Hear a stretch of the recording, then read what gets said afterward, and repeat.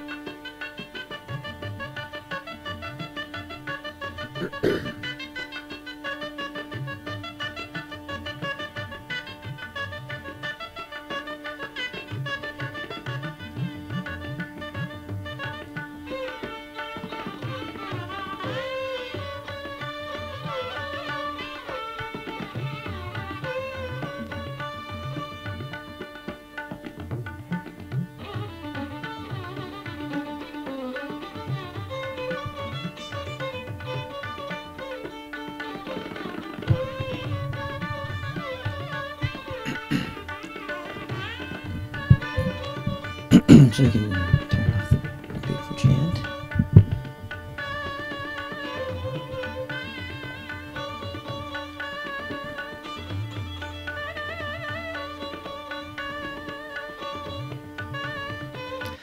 So suspending our minds just a little bit, freeing awareness, and become aware of its own self.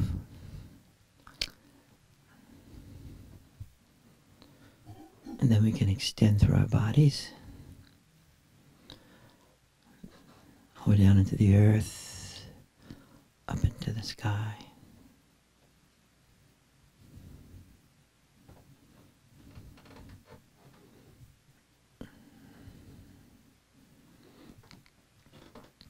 To fingertips. Extending this field.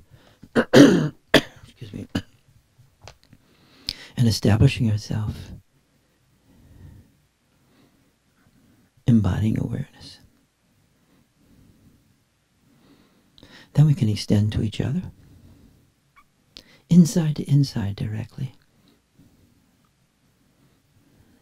Resonance, the field resonating to the field.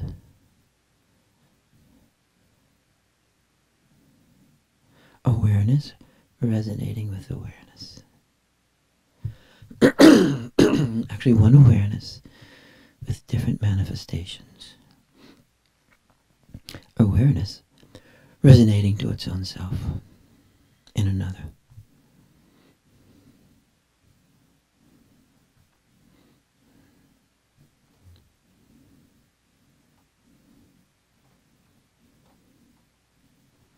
Then we can extend to the generational field, the mothers and the fathers, the mothers and the fathers. The light extending to the light. Awareness extending to awareness. One field, different manifestations.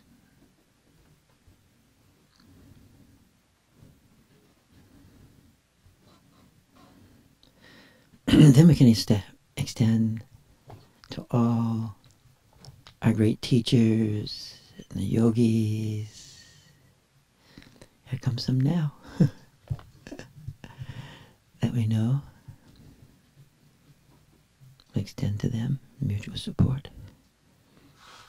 We'll extend to Lama Norla, who'll be coming here soon.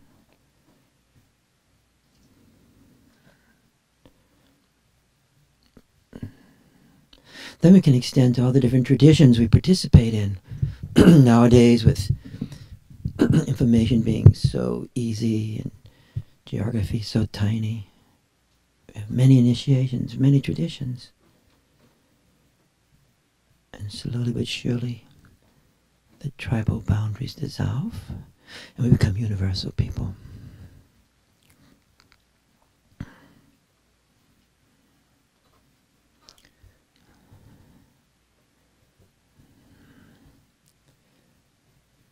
Then we'll make one more extension to that dimension of our own awareness, which is so archetypal. The energies, the vortexes, the Kundalini Shakti.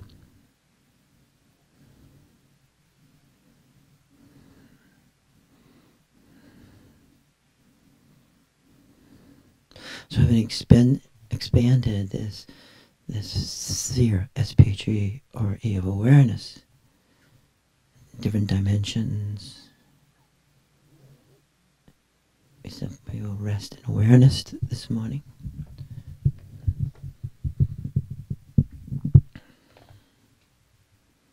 As Yongtung Rinpoche, the great Siddha Dzogchen master, would say, the great compassion, absolute compassion, is his capacity to extend awareness to another, to extend to their present, and to extend to their past, and to extend to their future. Future? How can there be a future? Everything is impermanent, right? Buddhism, as many isms, are filled with contradictions. In fact, all humanness is filled with contradictions. So on the one hand, the great statement of impermanency, and then as things evolve, as they do, evolves and then falls back and evolves again. The Vajrayana manifests, where the very essence is the Vajra, symbol of the Vajra. Here's a teeny one. The symbol of the indestructibility of awareness, primordial awareness, which is manifesting itself as everything and everyone.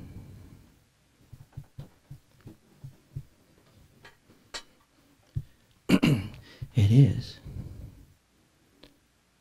the symbol of unborn, undying, ever manifesting, disappearing, reappearing of primordial awareness as everything and everyone. So the word impermanence is like the word termination. It's not a process word. It's like a period, in fact, where there's no period. Everything does disappear and then appears.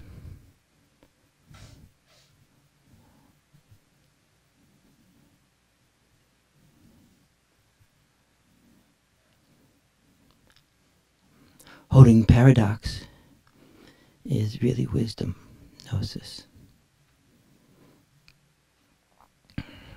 Lama Torchen was recently elaborating this.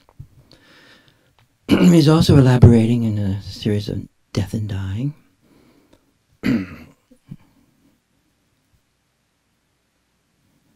How, using the metaphor of the devas are jealous of the human body. They're jealous of Namanakaya, this dimension of flesh and dogs and people, cars, wars, the whole thing, because of the human body. And the human body, which is the manifestation of awareness, and the very manifestation of awareness in this form is such a direct path to self-liberation. In light of the human body, in light of its energies, in light of its instincts, in light of its channels, in light of its wildness, in light of its confusion, in light of all that, the alchemical process of self-liberation uses all this as the fuel for the embodiment of the light.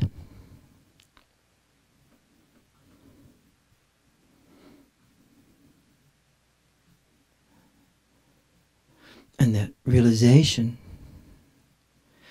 in its best and explicit form is not dissociative.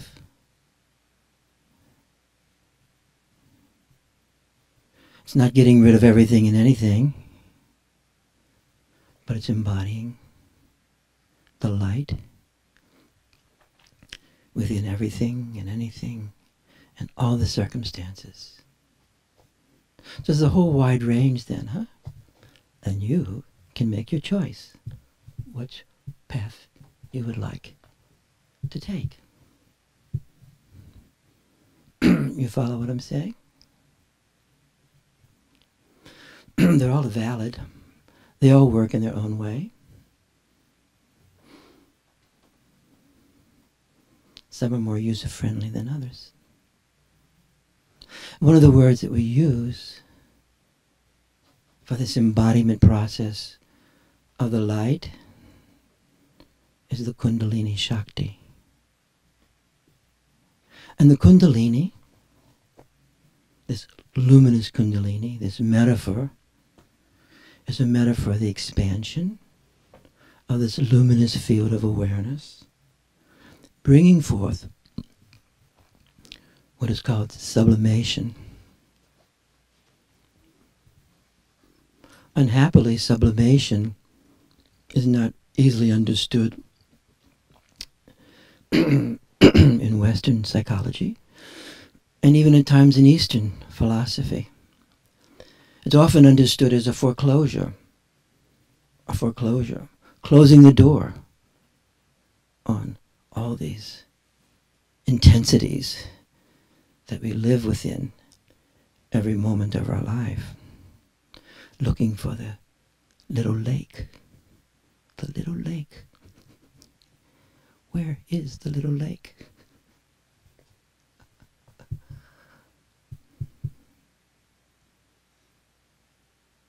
Stillness and movement and stillness. That is the Kundalini.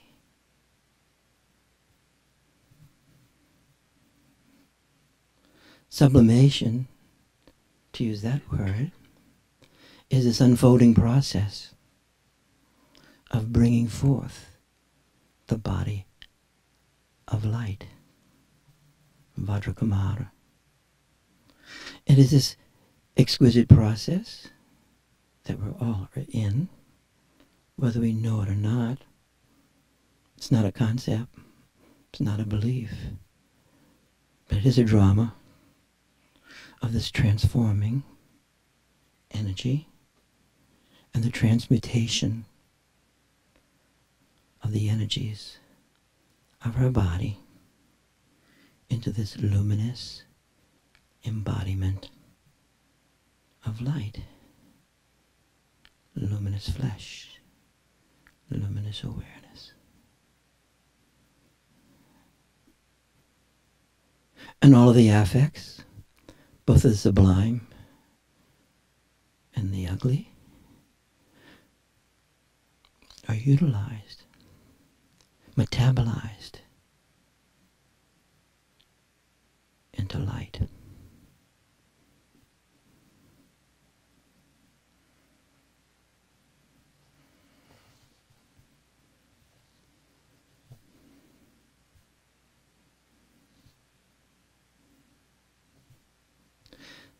This unfolding, this expansion of this innate awareness, this embodiment, amplifies, intensifies, at times dissolves, transforms all these human functions and experiences as light.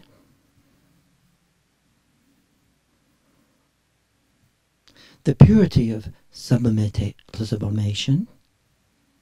the purity of luminosity, the purity of light,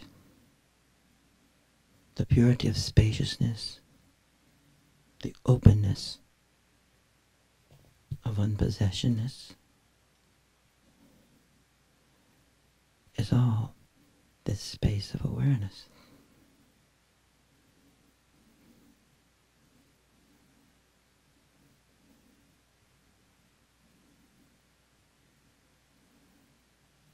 So as you and I learn simply to be in awareness of awareness, the intensity of the Kundalini arises through all circumstances and all the various events.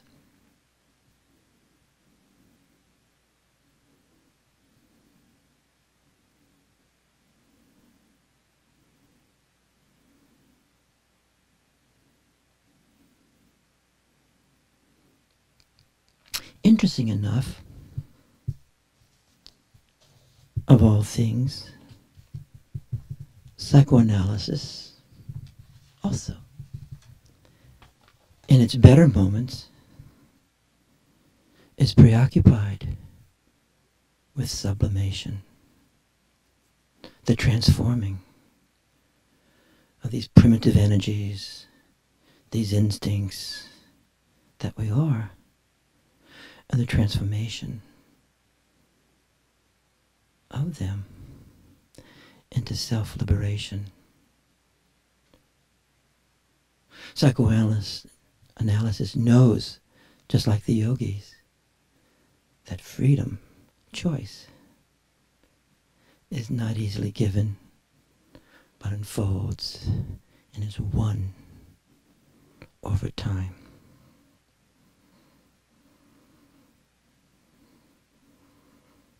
One of the great masters of sublimations in the psychoanalytic realm, in this realm of transformation, is Winnicott. And Winnicott began in his work, both as a pediatrician and analyst, to begin to see that as long as a person was in their mind alone, located in their thinking function or feeling function or sensory function or whatever function, only so much could happen. And then he began to see how one could make this shift from being in mind alone to being in this space of awareness, which he called transitional space, sort of in between thinking and feeling, sensing and memory, reality, fantasy, this in-between place, just where you're at right now, is awareness. And is it in this awareness, this space, in between, where the true sense of self, the primordial sense of self, the self as awareness, the self as spaciousness and energy and knowingness arises. Transitional space. And then he began to look at this transitional place as the place of transformation, as the place of integrating all the primitiveness of ourself, the madness of our own selves, into this space of knowingness.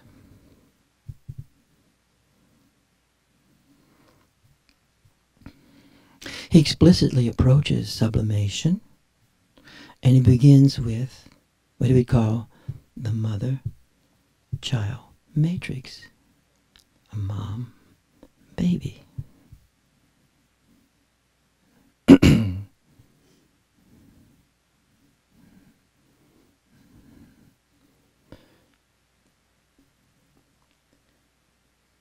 He also begins to look at the play, and for him the play is not a matter of simply an inner psychic experience like phantasmagoria. He would not consider that transitional space, or even just being an external reality, but this capacity to hold both at the same time. And he considered transitional, what do you call it, transitional object, or some symbol, something would be a symbol of this union of the mother and the baby. And that this space of this union and the space of separation at the very same time is also the space of creativity and the space of awareness and the space of a more powerfully sense of emerging self. And not only that, this sublimation, this place of space and energy, light, is where the primitive instincts and drives were transformed within this context of psyche. So psyche for him doesn't dissociate itself from the primal, but integrates it, holds it, brings it within. And out of that union, there's more light and more knowingness and more directness.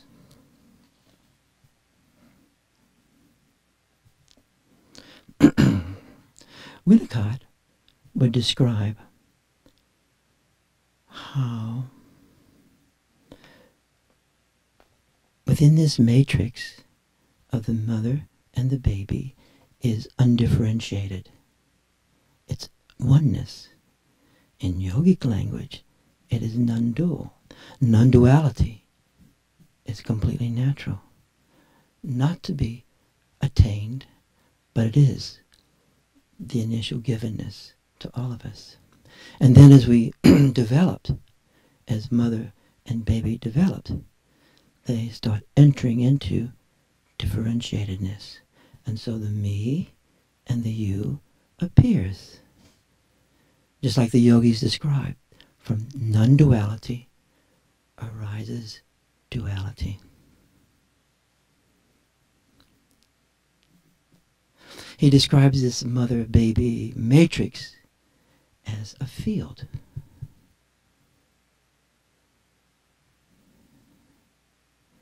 And out of this field, out of this oneness, you and I emerge.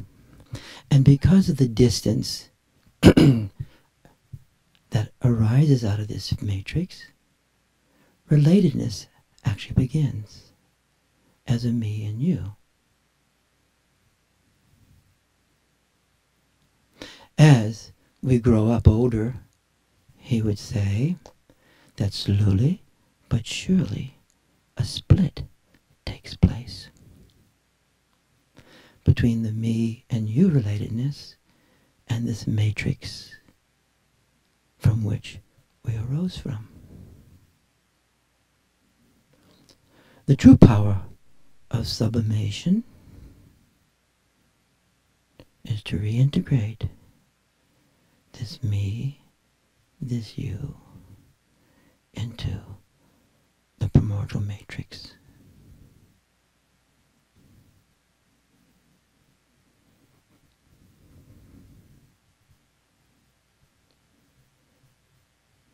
This reintegration of our developed mind and bodies into this primordial matrix.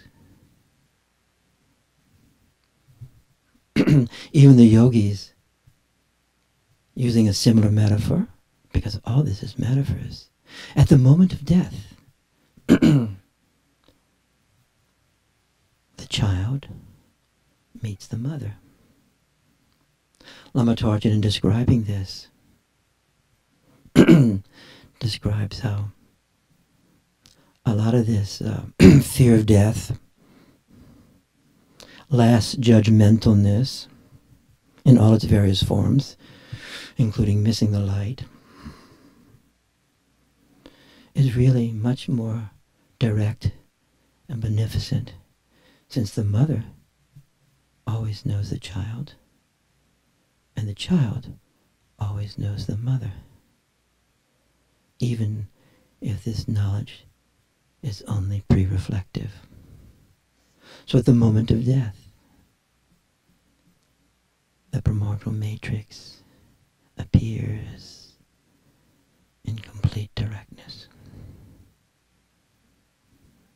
And also, with a little bit of understanding and a little bit of practice, the primordial matrix appears, since it is completely here in front of us all the time, completely. The primordial matrix is not deep, deep down. I have to go deeper today. Yes, if I go deeper, I will discover that. That's a delusion. There's no place to go. Even at this moment as we sit with each other, we're in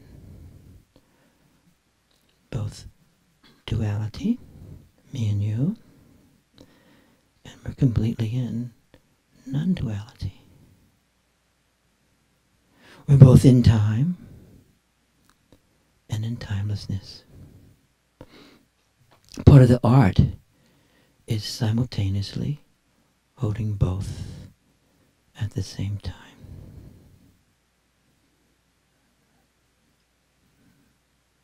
This natural state is completely there for everyone. For those of us who like justice, it's rather annoying, since it's not a function of ethics.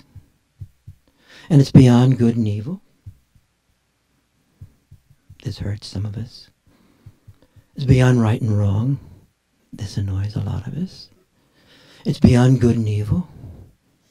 That is really irritating. And most of all, it is beyond truth, and it's beyond falsity.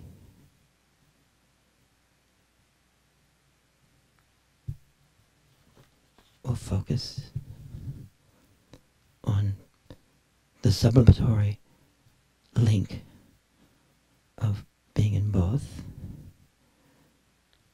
as both, at the same time.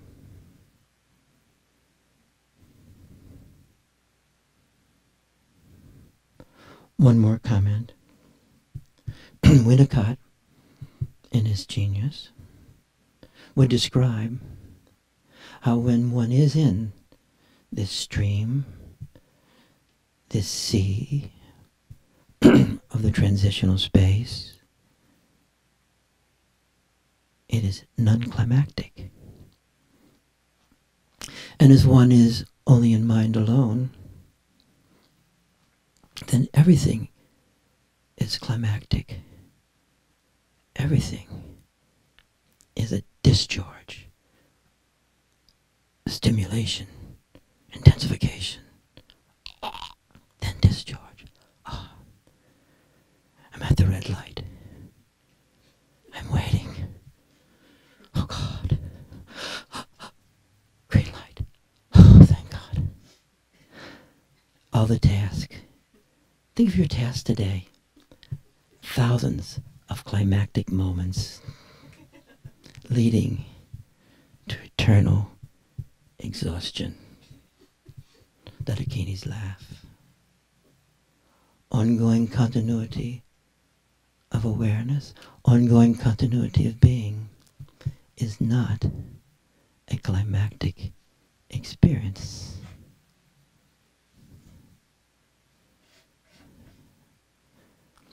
Two, to have the fortune of living in awareness, moving through events, moving through phenomena, moving through all the climactic stuff that's around us, is ultimately a non-climactic experience.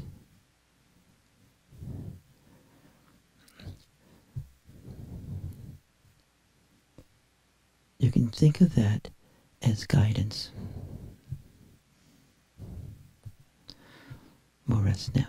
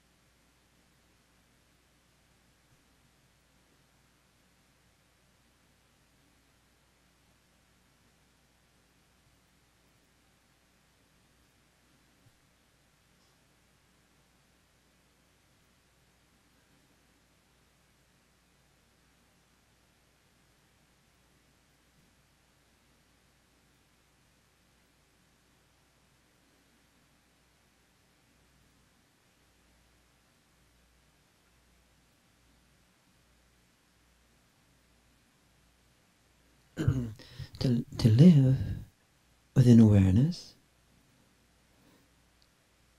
to have a sustaining state of awareness, is to live with an intensity of the radiance.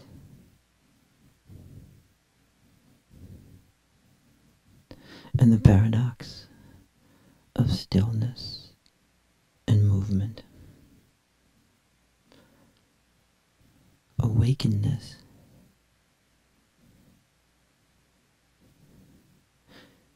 is an awakened state.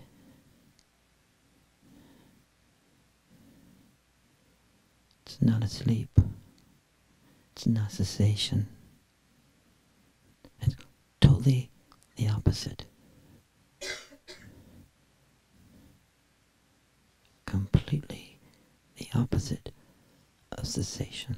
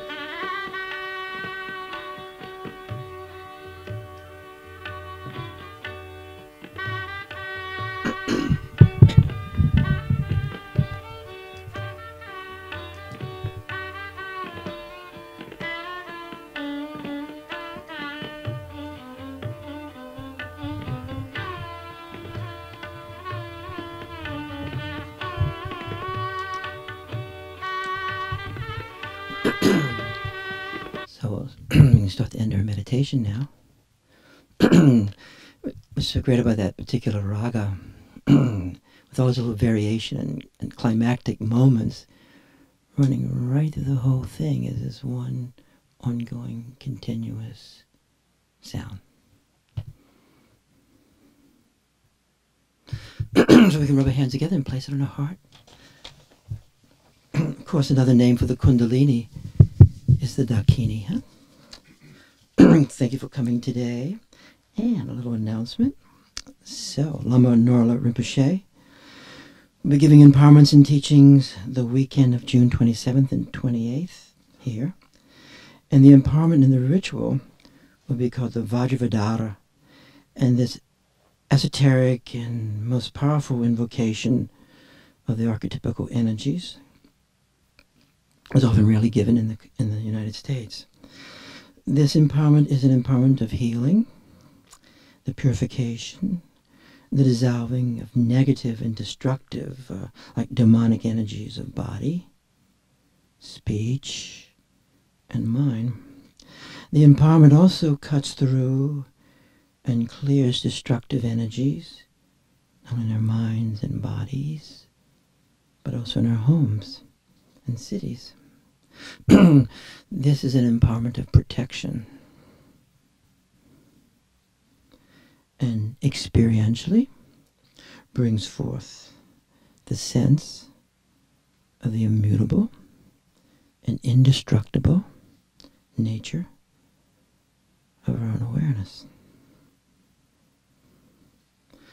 So we're really fortunate to participate in this liberating experience and protective event. Lama Norla will also be teaching a text from the text called The Vital Drops of Pith Instructions of the Mahamudra. And this is a text of pointing out instructions which composed by by the master of Mahamudra, his own teacher and guru, Kalo Rinpoche. And what's so great about this text is lots of different ways of understanding the different dimensions of awareness. Sambhogakaya, Namanakaya, and Dharmakaya. It really is a floating metaphor depending on which level of experience you're talking about. So if it's only the energy, so the Dharmakaya would be the space of your body, and the energy would be Sambhogakaya, and then the flesh might be Namanakaya. So it does have a floating metaphor thing. And Kalo Rinpoche's great capacity was to place this very esoteric experience in the most normal, ordinary understanding of life. So tomorrow again we'll be having it here. We'll have tomorrow at 7 o'clock Dakini Day, and we usually have Lama Torchen speaking, and right now we're still doing this series on death and dying, and it goes like from 7 to 8. Then often after that we have a practice to one of the energies. You can come online for free. Just press the little button. You go to this. You don't have to sign in. Actually, you can sign if you want, but just go right to the screen. There's a little button, and you can press that.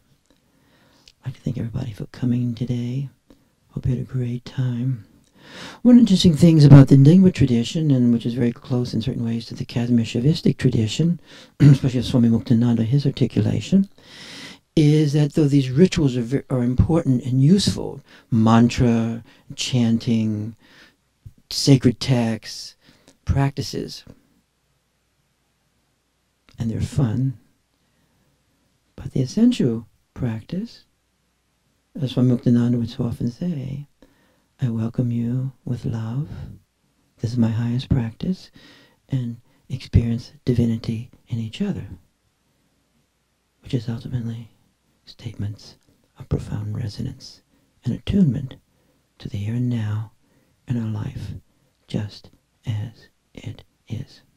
With that, we rub our hands again, and we'll put that great raga back on. You're welcome to meditate to 9 o'clock if you like, and there's refreshments upstairs.